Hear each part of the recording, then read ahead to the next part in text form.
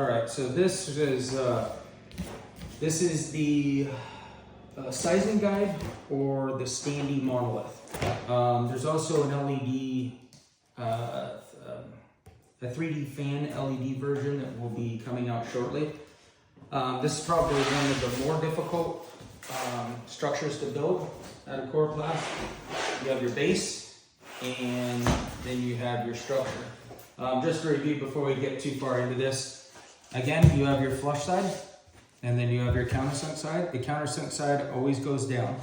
The bases, if you were to order a vertical barricade, a structure, a stand, a standee, bike stand, any of that kind of stuff, the base is exactly the same on all of these. So this spacing is designed to work with everything that we build as it stands now, and obviously I'll try and keep it that way. Okay, so I'm gonna set this aside for a minute because I'm gonna need all the space I can get. Going back to pre-folding. So this, again, smallest profile that we can figure out to ship these things into. This starts out as a 4x8 sheet as it goes to the printers and then a CNC cut. That's essentially what it looks like. So the pre-folding, I'm a big fan of pre-folding all this stuff. So anywhere you see a score on the back side, a score is that, right? Like if the material is partially cut through, you're gonna wanna fold that. And if you have a little bit bigger working area, obviously I'm a little confined to this small space in front of the camera, but what I like to do normally is put these on the corner of a 90-degree table. Just so happens I'm working on a round conference table. And just continue to pre-fold all of these tabs. You'll also notice that there's pre-folds in here. So you want to find these scores, and then you want to fold against them. The finished edge looks so much better with it being on the inside, and while you're fighting the material a little bit on this initial fold, the finished product just looks so much nicer without having all these open scores where the print starts and stops and so on. So it'll make a little bit more sense as this thing starts coming together, and I can show you what that actually looks like. When you have a little bit of leverage like that on that big piece, it'll pre-fold a lot easier. It's these smaller pieces right here where you gotta do this in tighter folds. It can be a little bit difficult.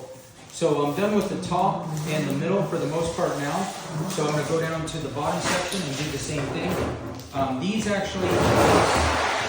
These are comparable to the wings on the vertical barricades and such. These actually fold out, so we don't need to worry about folding those underneath.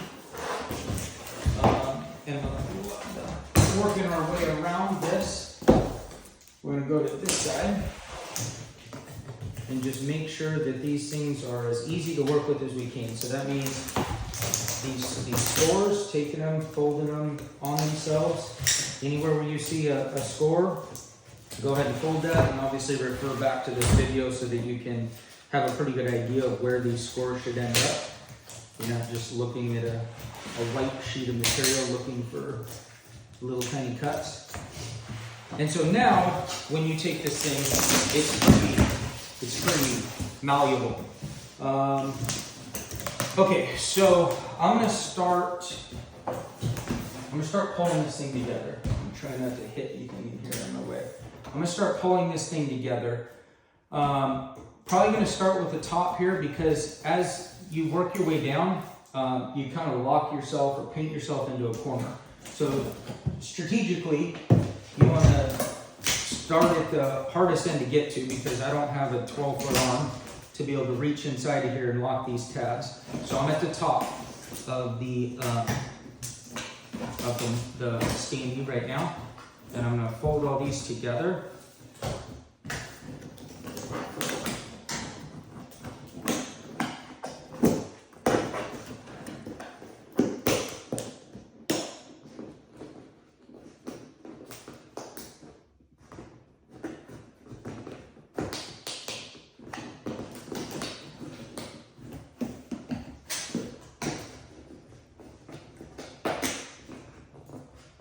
these first couple can be a little bit of a pain because you're fighting the original shape of it being flat in the pre-folds, but as you get some momentum going here, it definitely gets a lot easier.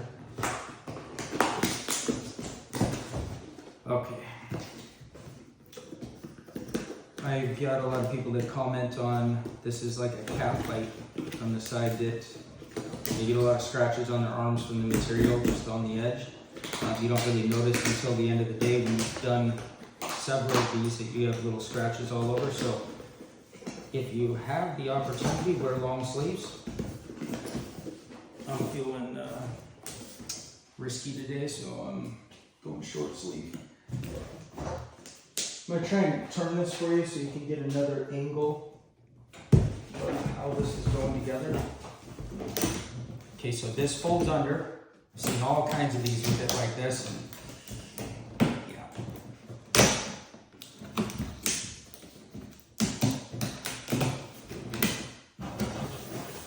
Then reach your arm through here, open up that tab.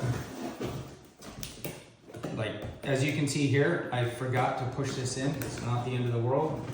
This is a very forgiving material. And then just keep working your way down. Stitching this thing together one closure at a time. Make sure that you open these tabs up as you're working your way through. This is the part that will scratch up your arms.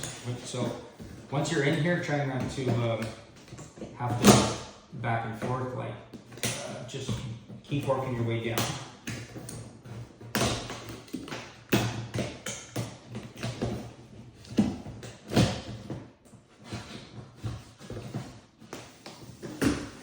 Meaning, right, like instead of pulling my arm completely out, just leave my arm in there.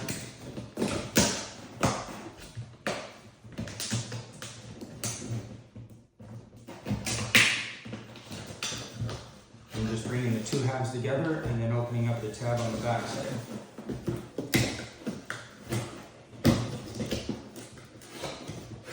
And as you can see, as I work my way down, I'm fighting the material less because it's being held together by the other closures that are already in place.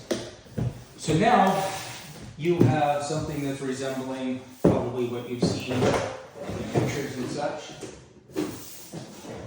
And these scores that are in here that initially made it be able to ship with the lowest profile, because they're against the closure, the way that it's folded is now the opposite direction. They can't really push in anymore and fold on itself because it has all this structure. And this is also what I was talking about. Because we put the score on the inside of the material, it allows for this nice rolled finish. Whereas we could do it the other way and have it look like this more or less, but your print would have this kind of rough edge, and it just, by the time that we weighed our options, we landed on this. Okay, so we're gonna do the base here. Wow, I got ceiling height to do this. Okay, countersunk side down again. Line these holes up.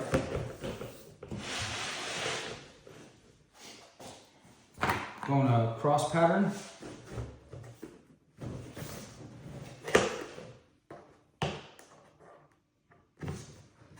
Lift this up slightly, push your pin through, and then go to the one on the complete opposite side.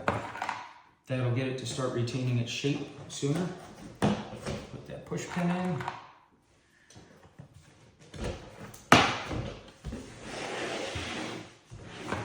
I'm not going to put all these push pins in because I'm going to take this all back apart and ship it. So this gives you the rundown of what this should look like.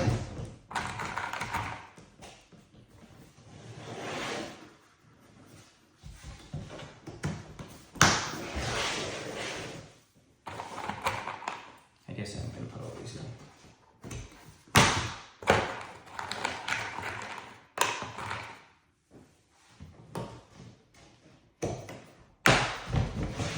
There it is. So, again, back to the base. You might ask yourself why this awkward square in the bottom of it, and it's because of the vertical barricades to allow them to be stackable, and then use one base plate for everything that we make. The pros outweigh the cons. So that is the Monolith standee, or the sizing guide. It's a sizing guide because of this, and it's a standee because of this. So sitting on the ground, that's about its height and its profile.